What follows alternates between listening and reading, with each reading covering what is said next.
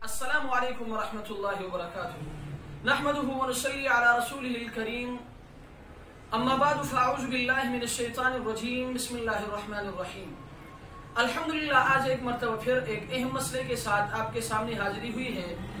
وہ مسئلہ یہ کہ کراچی سے محترم سلیمان صاحب نے سوال کیا ہے۔ ان کا سوال یہ ہے کہ اگر درمیانی قاعدے میں بیٹھنا بھول جائے تو کیا کرے۔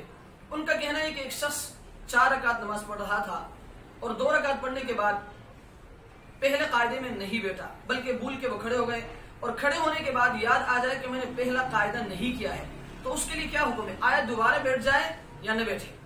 تو مسئلہ یہ کہ پہلا قاعدہ واجب ہے، اور نماز میں واجب بھول جائے تو نماز فاسد نہیں ہوتی بلکہ سجدہ سہو لازم ہوتا ہے۔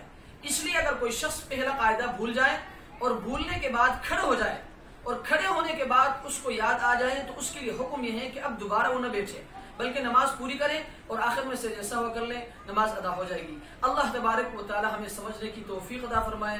وآخر دعوانا الحمدللہ رب العالمین۔